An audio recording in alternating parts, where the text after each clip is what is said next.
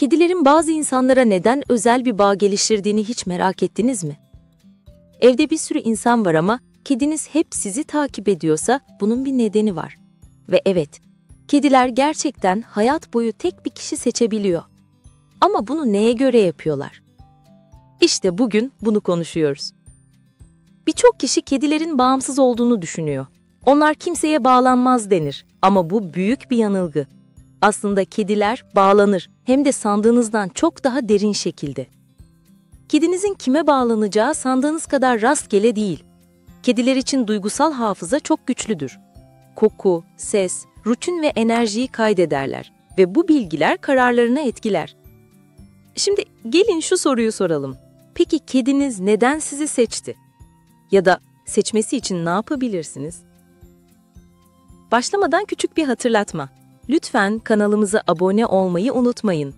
Sizlerin beğenisi ve desteği bizi motive ediyor. Şimdiden teşekkürler. Gelelim konumuza. Kedinizin gözünde en önemli şey güven duygusudur. Güven oluşmadan hiçbir bağ kurulmaz. Bu yüzden kediyle ilişki aslında küçük ama güçlü anlardan oluşur. Mesela kapıyı açtığınızda onun sizi koklayıp geçmesi. Bu bile bir kayıt.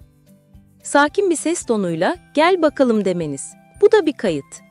Mamasını zamanında vermeniz. Bu da bir kayıt. Kötü bir gününüzde sessizce yanınıza gelmesi.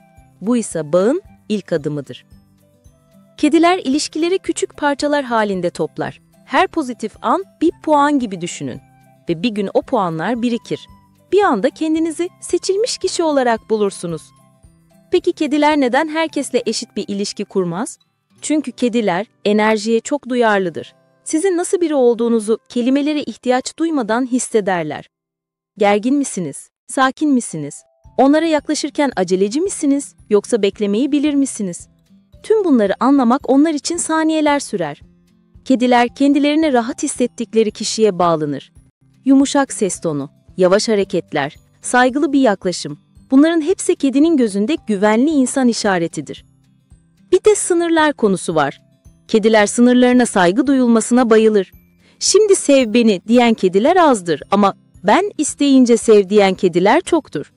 Siz bu dengeyi koruyorsanız kedinizin gözünde büyük bir artı yazılır. Peki kedinizin sizi seçtiğini nasıl anlarsınız? Birkaç belirti var. Yanınızda uyuyorsa, sürekli sizin odada zaman geçiriyorsa, kapıdan girişinizi siz kapıyı çevirmeden hissediyorsa, sizi kokluyorsa, yüzünüze sürtünüyorsa, sizinle konuşuyorsa, evin içinde sizi ufacık adımlarla takip ediyorsa, gün içinde gelip sessiz bir selam veriyorsa, tüm bunlar tek bir şeye işaret eder. Siz onun hayatındaki özel insansınız. Kediler seçim yaparken bir şeyi daha göz önünde bulundurur. Tutarlılık. Bugün sevip yarın kızgın davranan biri kediler için güvenilir değildir. Ama siz düzenli davranıyorsanız, rutinleriniz netse, hareket tarzınız değişmiyorsa, kediniz sizi bir yaşam sabiti olarak görür. Bu da bağın en güçlü parçasıdır. İlginç bir nokta da şu. Kediler sevildiklerini anlar. Bu sevginin sahte olup olmadığını da anlar. Onlarca insan aynı anda pisi pisi desin, yine de içlerinden sadece birine giderler. Çünkü önemli olan sesin içindeki niyet. Ve kediler niyeti çok iyi okur. Peki kedinizin favori insanı olmanın en garanti yolu nedir? Cevap sandığınızdan daha basit. Onun temposuna uymak, zorlamamak, dinlemek, beklemek, saygı duymak. Kediler zorlandıklarında bağ kurmaz. Ama kendi kararlarını verdiklerinde bağ o kadar güçlü olur ki yıllarca bozulmaz. Bilim insanları, kedilerin sahiplerini tanımakta çok gelişmiş olduğunu söylüyor. Sadece sesinizi değil, ayak sesinizi değil, kokunuzu değil, aynı zamanda duygusal durumunuzu da tanıyorlar. Kediniz sizin üzüldüğünüzü hisseder. Kendinizi iyi hissettiğinizde bunu da fark eder. Bu yüzden kediniz kötü günlerinizde yanınıza geliyorsa bu tesadüf değildir. Kedi dünyasında güven bir kere oluşmuş mu kolay kolay bozulmaz. Onların hafızası düşündüğünüzden daha ileridir. Rutinleri hatırlar, kokuları hatırlar, iyi anları hatırlar. Sizden gördüğü sevgi yıllar sonra bile etkisini sürdürür. Bazı kediler tek bir kişiye bağlanma eğilimindedir. Bu onların karakteriyle ilgilidir. Daha temkinli, daha sakin, Daha gözlemci kediler tek kişilik bağ kurma konusunda daha net davranır. Daha sosyal kediler herkesi sever ama yine de bir kişiyi esas insanı olarak seçer. Yani herkes bunu yaşayabilir ve kedinizin favori insanı siz olabilirsiniz. Aslında bu süreç bir seçim değil, bir yolculuk, sessiz bir anlaşma, küçük küçük biriken anılar ve sonunda oluşan güçlü bir bağ.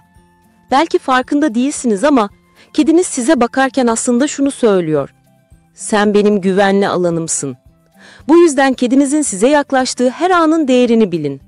O an bazen 2 saniyedir, bazen sessiz bir selamdır, bazen yavaş bir göz kırpmadır, bazen kapıda beklemesidir, bazen de hiçbir şey yapmadan sadece yanınızda durmasıdır. Ve evet, kediler bir kişiyi hayat boyu seçebilir. Bu kişi sizseniz çok şanslısınız. Çünkü bir kedinin güvenini kazanmak dünyanın en özel hislerinden biridir. Eğer henüz bu bağı kurduğunuzu düşünmüyorsanız merak etmeyin. Kediler sabırlı insanları unutmaz. Onlara zaman verdiğinizde karşılığını mutlaka alırsınız. Yeter ki doğru adımlar atılsın ve bugün bu adımların hepsini öğrendiniz. Yeni videolarda görüşmek üzere. Sevgi ve pati ile kalın. Hoşça kalın.